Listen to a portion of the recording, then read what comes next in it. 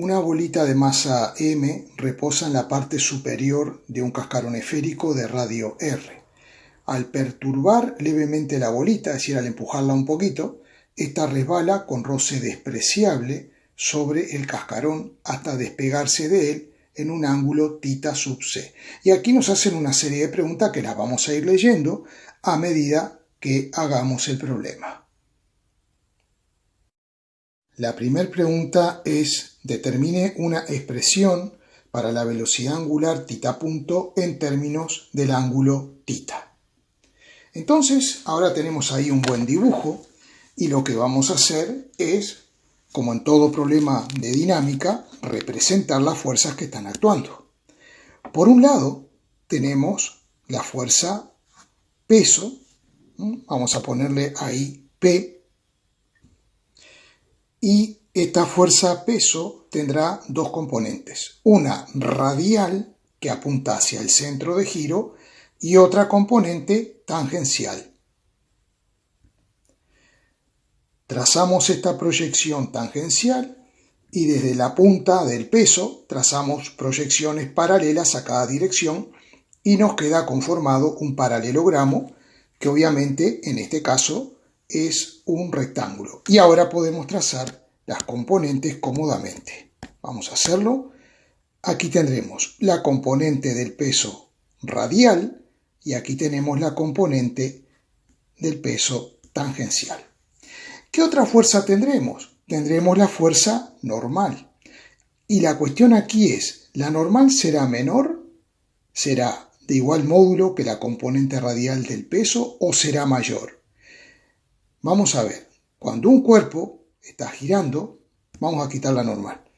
Cuando un cuerpo está girando, tiene que existir una fuerza centrípeta que apunta hacia el centro de giro y es la resultante de las fuerzas que actúan en la dirección del radio.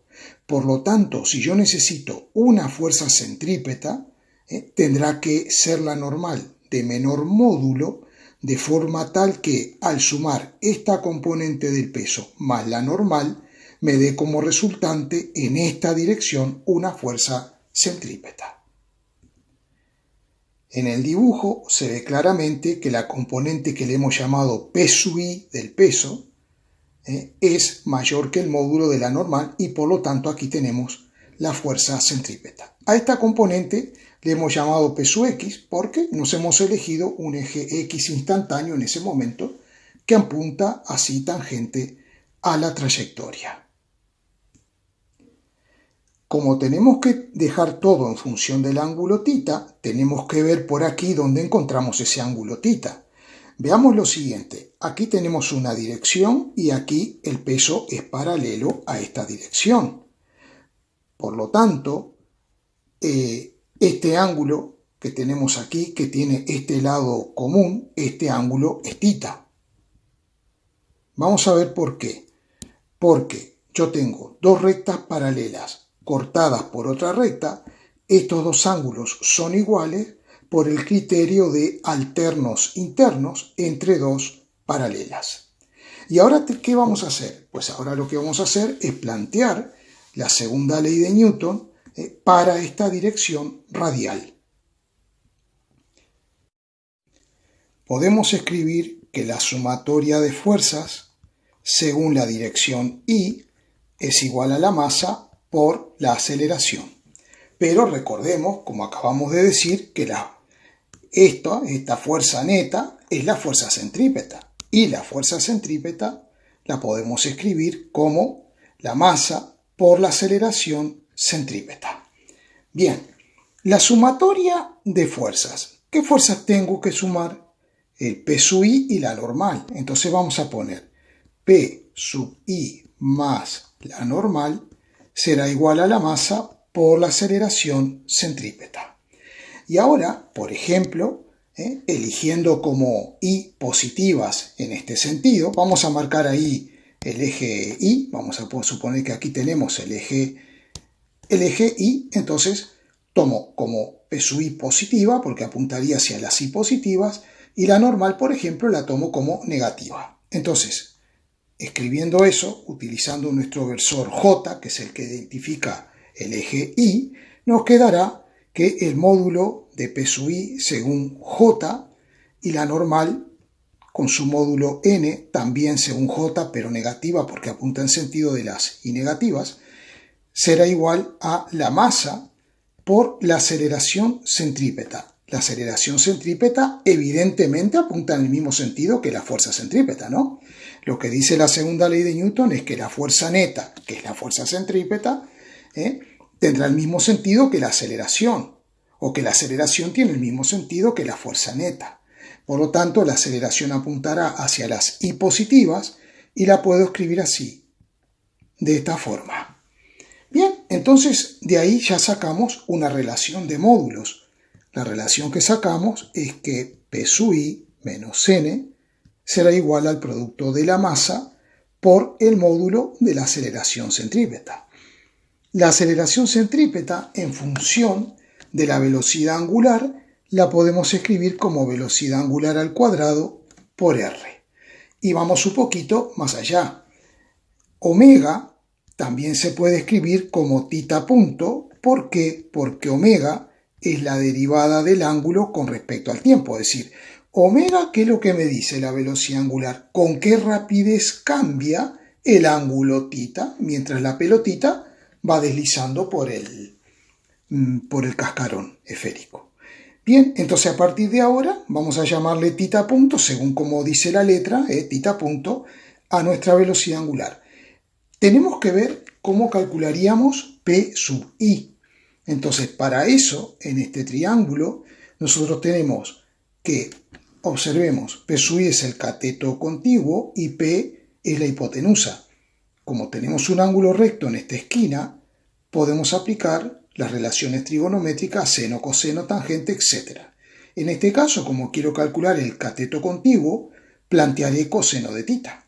Coseno de tita será P sub I sobre P, por lo tanto P sub I es P por el coseno de tita. Entonces vamos a sustituir P sub I y colocaremos P por coseno de tita menos N será igual a M por omega, que es tita punto al cuadrado por R. El peso lo podemos escribir a su vez como M por G.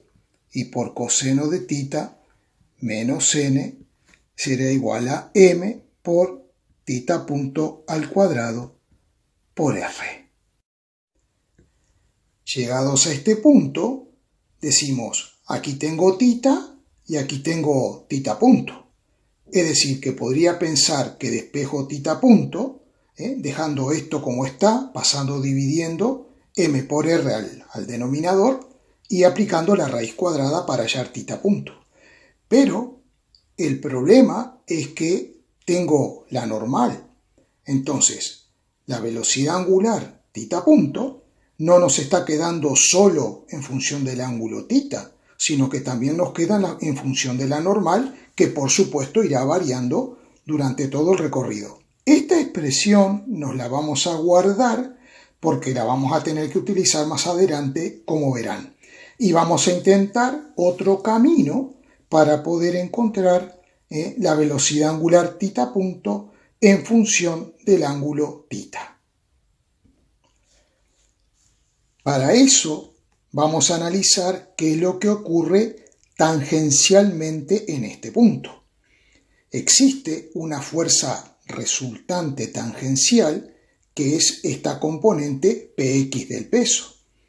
Y entonces puedo escribir que esta componente es igual al producto de la masa por la aceleración, ¿cuál? La aceleración tangencial.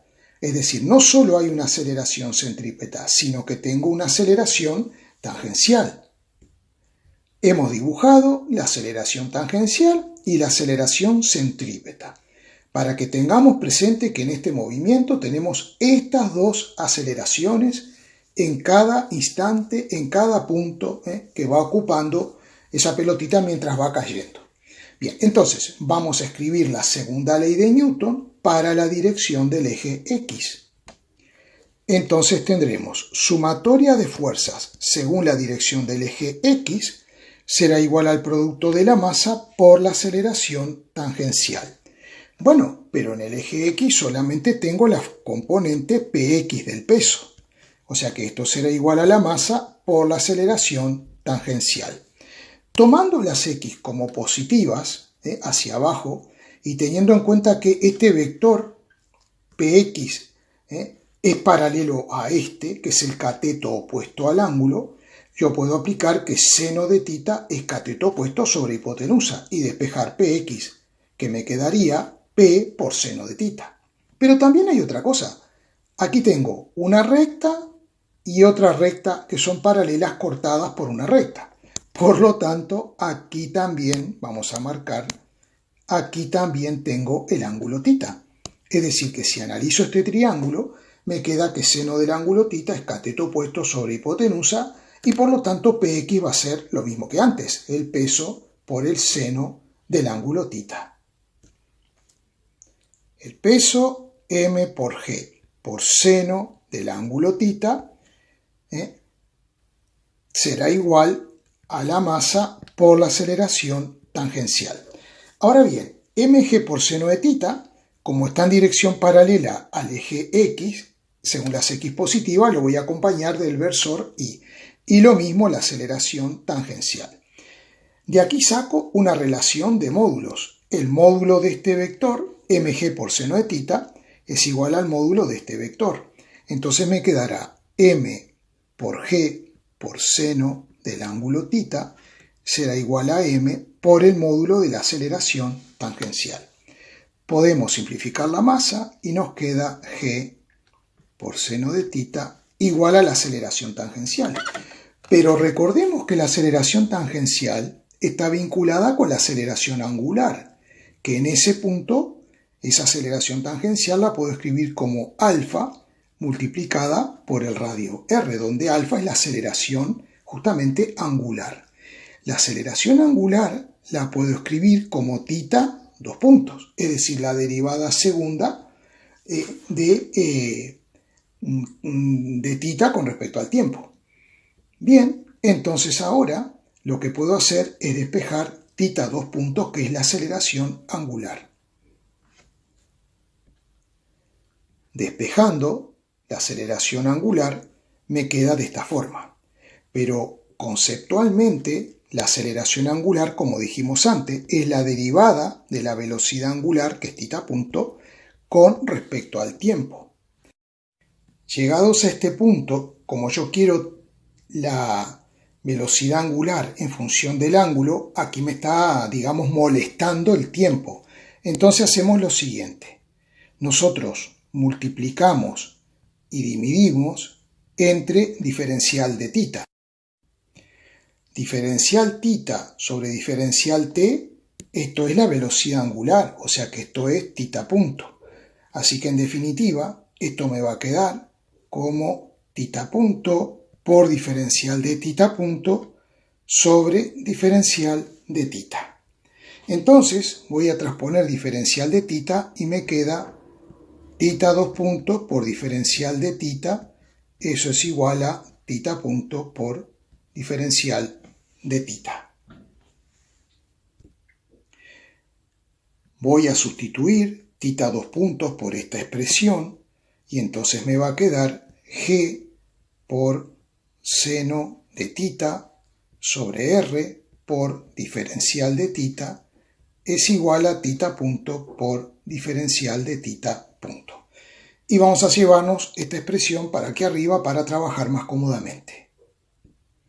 Lo siguiente que haremos será integrar a ambos miembros del signo de igual. Entonces, por ejemplo, la velocidad angular ahí arriba, en el instante que consideramos t igual 0, ahí arriba, el ángulo tita vale 0 y la velocidad angular tita punto vale 0. O sea que esto vamos a poner que vale 0 y de este lado el ángulo tita también vale 0. Ahora bien, cuando el objeto se encuentre aquí, tendrá una cierta velocidad angular que le llamaremos tita punto. Y para distinguir este límite de la variable, a la variable le podemos poner un tita punto prima, para no cometer errores matemáticos. Bien, y aquí el ángulo variará entre 0 y tita. También hacemos lo mismo, le llamamos diferencial tita prima. Vamos a ver cómo resolvemos esta integral. G y R son constantes, van para afuera de la integral, entonces me queda G sobre R por la integral entre 0 y tita de seno de tita, que tendremos que poner también tita punto, por diferencial de tita punto, es igual a... ¿Cuánto nos da esta integral? Esta integral nos da tita punto al cuadrado sobre 2, que tendremos que evaluarla entre 0 y tita punto. Por lo tanto, vamos a ver qué nos queda de este lado. G sobre R, vamos a escribirlo por aquí, G sobre R, y la integral de seno de tita punto es menos coseno de tita punto.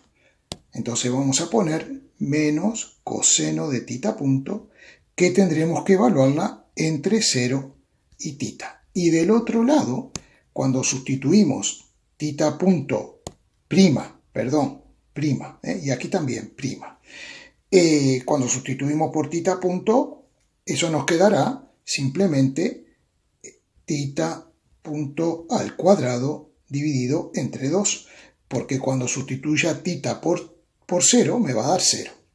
Bien, vamos a ver qué nos queda de ese lado. Hay que tener cuidado. Nos queda G sobre R por menos coseno de tita menos, o sea, más coseno de 0. Coseno de 0 grado, ¿eso cuánto es? Es 1. Todo esto será igual a tita punto al cuadrado sobre 2. Vamos a proseguir aquí arriba. Simplemente esto lo podemos invertir el orden y poner 1 menos coseno de tita igual a tita punto al cuadrado sobre 2. Bien, y ahora simplemente sí podemos despejar tita punto, que nos quedará esta expresión. Y entonces ahora sí tenemos la velocidad angular pura y exclusivamente en función del ángulo tita, porque G y R son constantes. Algo importante, sabemos que el coseno del ángulo varía entre 0 y 1 en valor absoluto. Entonces esta diferencia siempre me va a dar o positiva o 0. Me dará 0 en este punto cuando el ángulo valga 0. Coseno de 0, ¿cuánto es? 1. 1 menos 1, 0. O sea que tita punto efectivamente nos da 0 ahí arriba. Hemos terminado la parte A y vamos a la parte B. En la parte B nos dice, determina una expresión para la reacción normal, es decir, para n, que el cascarón ejerce sobre la bolita en función del ángulo tita. Entonces, justamente vamos a aprovechar esta expresión, transponiendo n al segundo miembro y esto que nos queda aquí lo traemos restando al primer miembro. Vamos a ver, n lo puse de este lado y al transponer esto pongo m por r, que lo tengo aquí, con signo de menos. Y luego, tita punto cuadrado lo despejamos de aquí, que nos queda 2g sobre r por 1 menos coseno de tita. Vemos que podemos simplificar r y podemos aplicar aquí la distributiva y avanzar un poquito más. Haciendo la distributiva, esto nos queda como está, menos por más menos 2 por m por g por 1 menos 2m por g. Menos por menos más 2mg por coseno de tita. Y ahora nos queda mg coseno de tita más 2mg coseno de tita, 3mg coseno de tita, menos 2mg igual a n. Y tenemos la parte B lista. En la parte C dice, sea n la fuerza de contacto entre la bolita y el cascarón.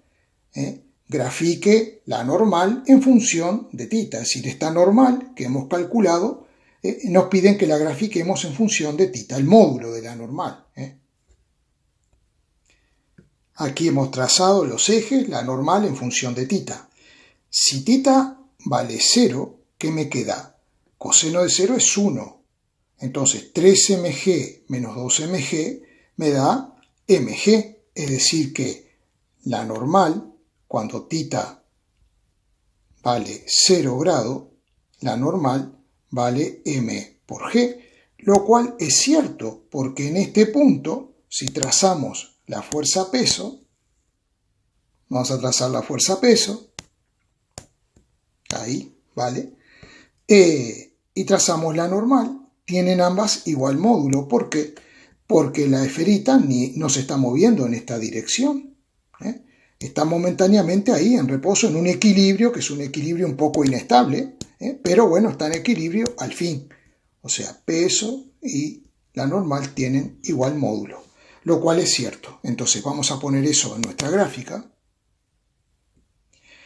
Y ahora lo que tenemos que analizar es lo siguiente. Habrá un ángulo tal para el cual la esferita pierde contacto con el cascarón.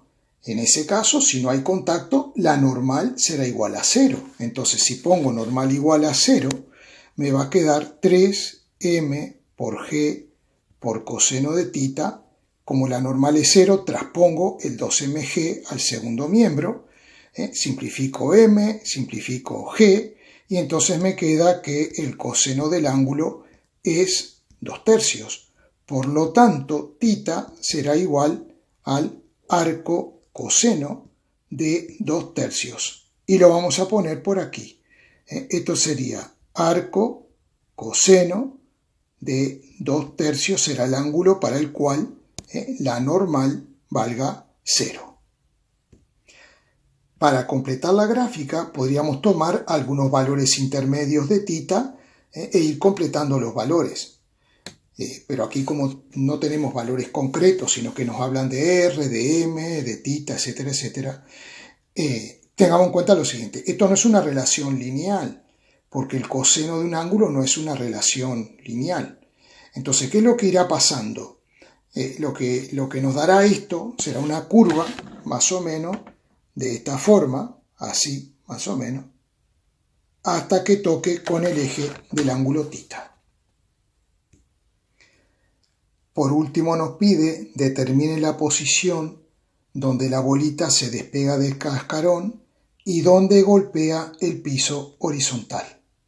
Entonces, hemos dibujado el vector posición en ese instante en que la normal vale 0, vamos a llamarle R, y ese vector posición tendrá dos componentes. Tendrá una componente en X, más o menos así, hay que trazar las proyectantes para que quede bien, y una componente en Y. Ahora sí, hemos trazado las proyectantes, las proyecciones según el eje X, ahora el eje X va a ser este, el eje Y va a ser este, y veamos lo siguiente, R sub X coincide con este lado que está aquí, entonces puedo plantear seno de θ. Entonces me va a quedar que justamente Rx va a ser igual a el módulo de R coincide con el radio del cascarón por el seno del ángulo θ, y luego R sub I lo plantearemos como R por coseno de θ. Por lo tanto, nos va a quedar que el vector posición será igual a R por seno de θ I más R coseno de θ J, entendiendo lo siguiente, que aquí tenemos el eje X y aquí en la vertical hemos puesto el eje Y. Y como a θ sub C es el ángulo para el cual se produce ese despegue, lo hemos escrito aquí, que el vector R por seno de θ sub C por el versor Y más R coseno de θ sub C por J. Y ahora tenemos que estudiar este proyectil. Una vez que se ha despegado, esto se transforma en un proyectil y nos pide calcular el alcance horizontal, es decir, dónde golpea el piso, supongo yo que a partir de esta.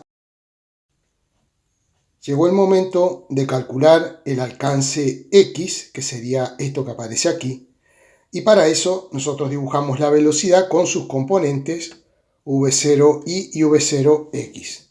Este angulito θ, evidentemente que es este, porque este lado es perpendicular a este del ángulo θ y este otro lado, que es la velocidad en x, es perpendicular al otro lado del ángulo θ. Cuando dos ángulos tienen sus lados perpendiculares, entonces son iguales. Bien, y ahora simplemente aplicamos lo que sabemos de movimiento compuesto o movimiento de proyectiles. Nosotros tenemos que el alcance horizontal será el producto de la velocidad horizontal en x por el tiempo. Esta ecuación es justamente para un movimiento rectilíneo uniforme. Y es que la traslación horizontal, mejor dicho, la traslación de la proyección de la esfera horizontalmente es un movimiento rectilíneo uniforme. Tiene esas características porque horizontalmente no hay ninguna fuerza lateral. Otra cosa es que hubiera viento, por ejemplo, pero aquí no existe nada de eso. Muy bien, B sub 0x es esta componente que, como podemos aplicar trigonometría en este triangulito, es el cateto contiguo, lo ponemos como V sub 0 por coseno de θ, recordemos el valor de θ, 48,2, multiplicado por delta t, donde delta t es el tiempo de vuelo. Todo esto lo multiplicamos por el versor y, que es el que identifica nuestro eje x. Por otro lado, tenemos que hallar el tiempo. Digo, bueno, una posibilidad es usar la definición de aceleración gravitatoria. Es decir, porque en el tiempo que esta bolita horizontalmente se traslada a esta distancia, en ese mismo tiempo cae desde esta altura hasta llegar al suelo. Solo que va a pegar aquí, no aquí. Entonces el movimiento de caída es un movimiento de caída libre, donde la aceleración es la gravitatoria. Tenemos la velocidad inicial en i, que la podríamos calcular, porque al ser el cateto opuesto sería v sub 0 por seno de θ, pero no conocemos la velocidad final en i, para poder despejar el tiempo de ahí.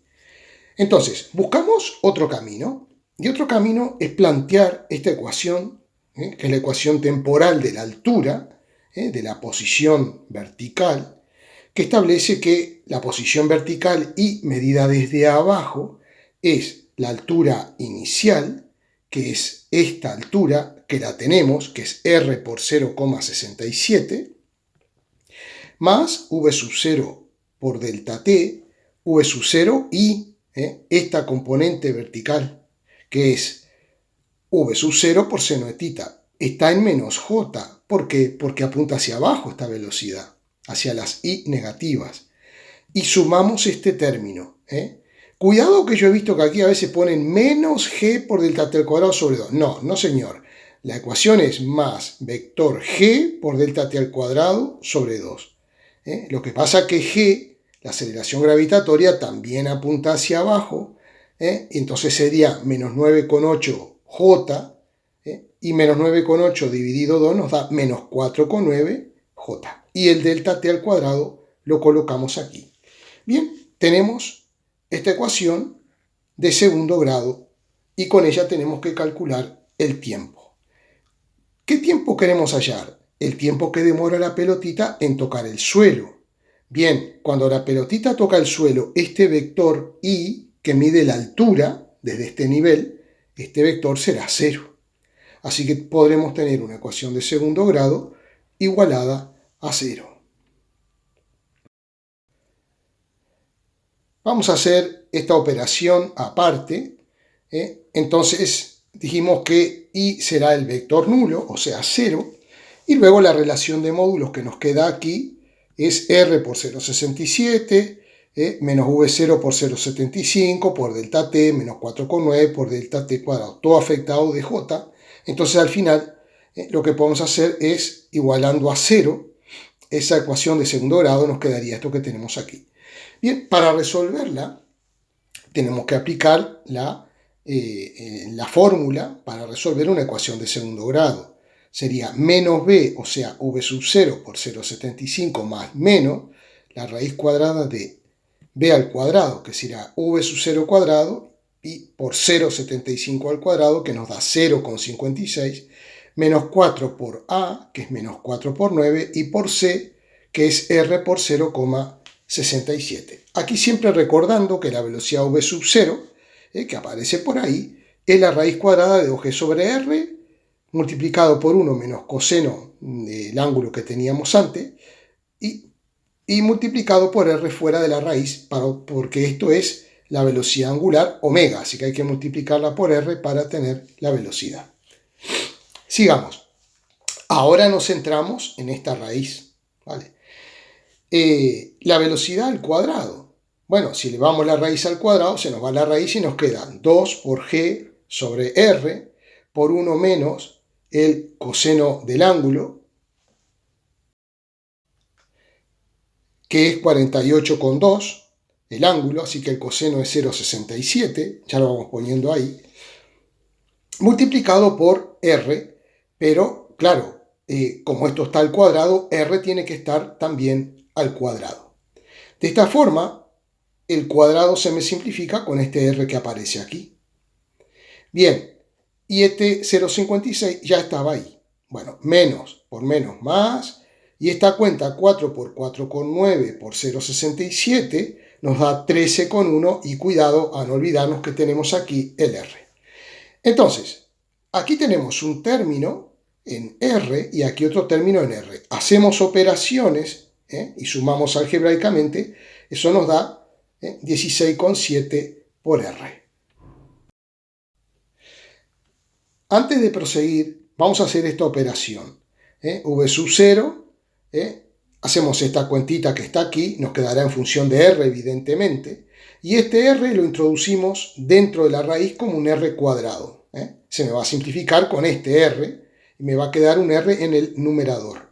Y la cuenta que me da 6,5 es simplemente 2 por g por 1 menos coseno de 48,2. El ángulo que ya sabemos cuál es. Vale. Bien, tenemos la velocidad. Entonces, volvemos a nuestra fórmula, colocamos lo que nos dio la raíz, y ahora simplemente hacemos las cuentitas. V sub 0, la tenemos aquí por 0,75 más menos la raíz cuadrada de esto que aparece aquí. Y aquí abajo menos 2 por a, por eso nos da menos 9,8. La raíz cuadrada de 6,5, 1,9, y nos queda por la raíz de r, más menos, hacemos la raíz cuadrada de 16,7, 4,1, por la raíz de r. Entonces tenemos dos términos en raíz de r. 4,1 por raíz de r es mayor que 1,9 por raíz de r, pero aquí tenemos un valor negativo. Si yo tomo la suma arriba, me queda positivo con negativo, me queda el tiempo negativo. No podemos tener un intervalo de tiempo negativo, no tiene sentido físicamente. Por lo tanto, arriba el numerador nos tiene que quedar negativo.